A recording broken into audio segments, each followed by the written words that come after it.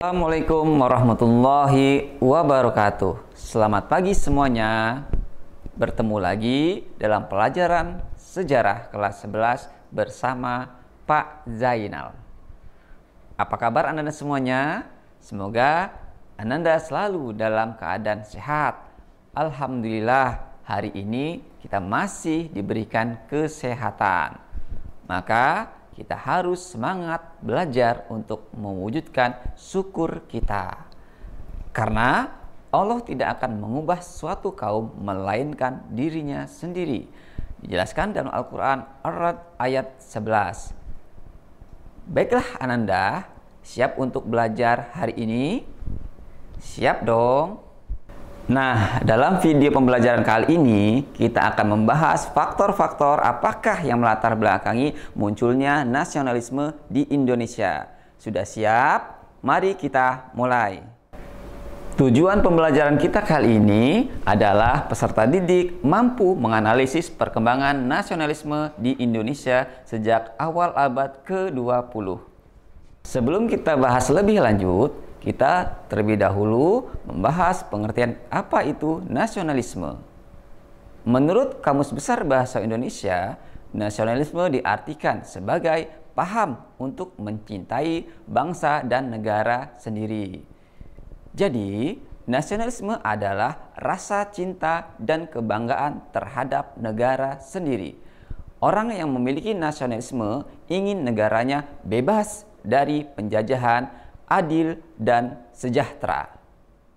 Baiklah anak-anak semuanya, kita akan membahas faktor-faktor apa sajakah yang melatar belakangi munculnya nasionalisme di Indonesia. Faktor yang pertama, penjajahan dan penindasan. Salah satu faktor utama lahirnya nasionalisme adalah penjajahan. Ketika suatu negara dijajah, masyarakatnya pasti mengalami penderitaan karena eksploitasi ekonomi dan penindasan, di mana Indonesia sistem tanam paksa yang dilakukan oleh Belanda membuat rakyat menderita. Akibatnya apa? Munculnya perlawanan. Bismillahirrahmanirrahim. Merdeka! Saudara-saudara, rakyat jelata di seluruh Indonesia, terutama saudara-saudara penduduk kota Surabaya.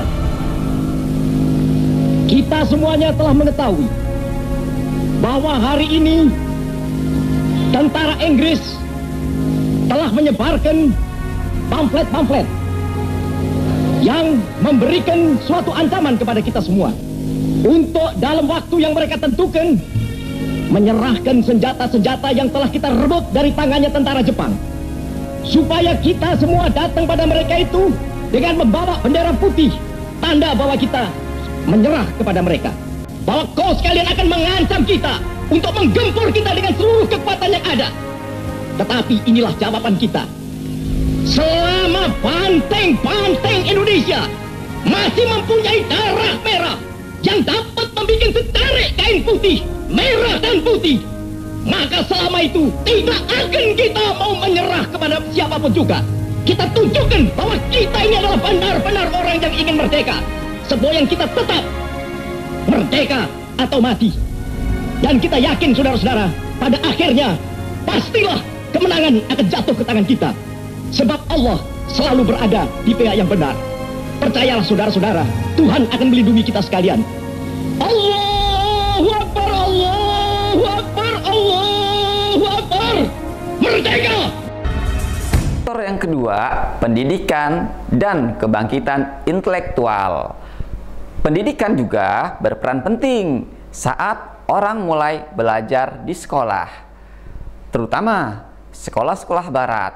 Mereka mulai memahami konsep kebebasan dan keadilan. Orang-orang terdidik ini menjadi pelopor kebangkitan nasional. Misalnya lahirnya Budi Utomo yang didirikan oleh pelajar Stovia pada tahun 1908.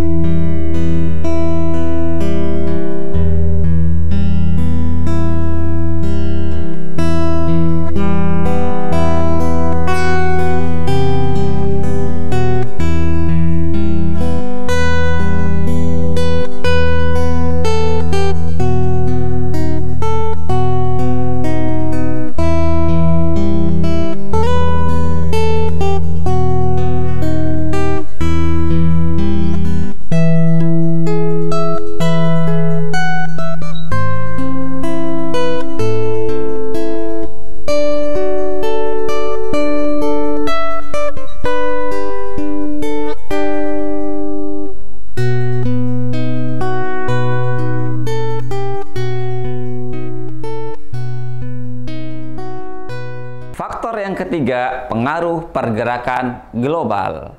Tak hanya di Indonesia, gerakan nasionalisme juga terjadi seluruh dunia. Perjuangan kemerdekaan di India salah satunya, yang dimana digerakkan oleh Mahatma Gandhi, dan revolusi Filipina menginspirasi banyaknya negara terjajah. Kemenangan Jepang atas Rusia dalam Perang Rusia-Jepang pada tahun 1905 juga menunjukkan bahwa bangsa Indonesia bisa bangkit melawan bangsa Barat.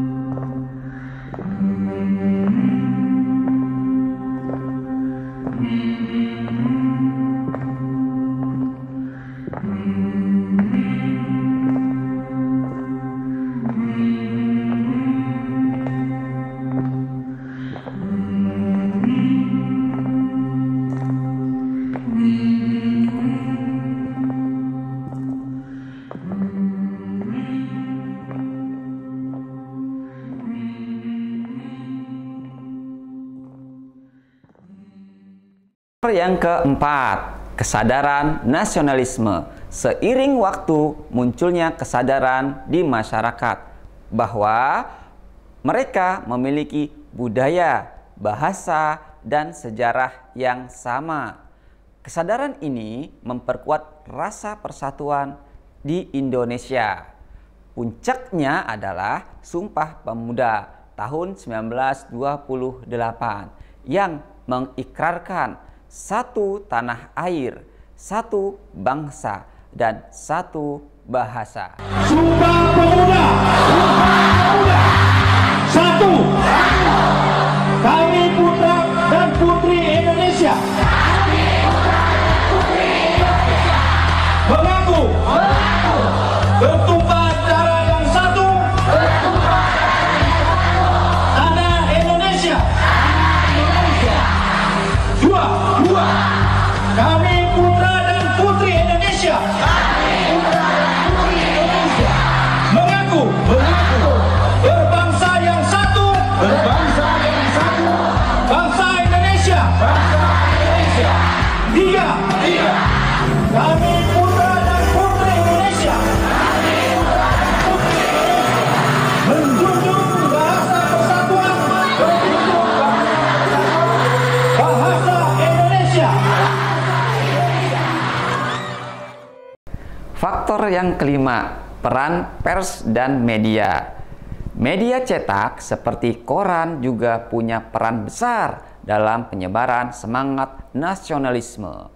Surat kabar seperti Medan Priai yang dipimpin oleh Tirto Adi Suryo menjadi alat penting untuk menyebarkan informasi tentang ketidakadilan kolonial. Selamat malam saudara pendengar di seluruh Kepulauan Nusantara, bahkan dimanapun saudara berada. Inilah Radio Republik Indonesia Studio Jakarta, kembali di udara.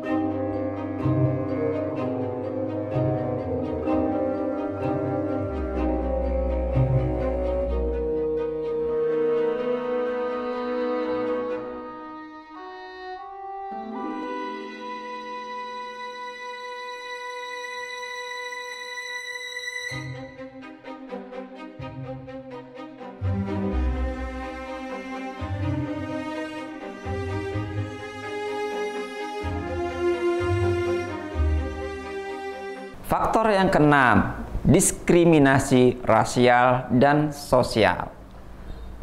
Kebijakan kolonial yang membedakan status orang berdasarkan ras dan kelas sosial membuat rakyat penduduk pribumi merasa tertindas.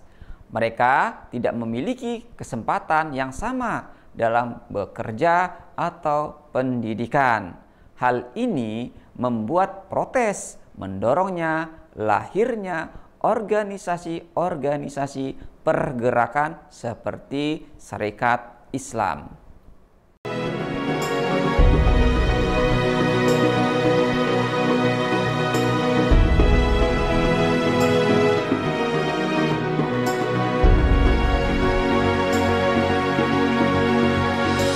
Revolusi Indonesia menuju kepada sosialisme.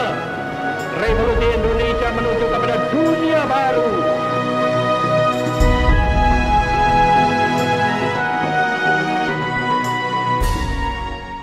Faktor yang ketujuh, Perang Dunia I dan II.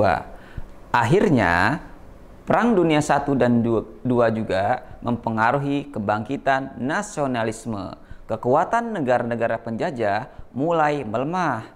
Dan setelah Perang Dunia Kedua, banyak negara terjajah yang berhasil meraih kemerdekaan.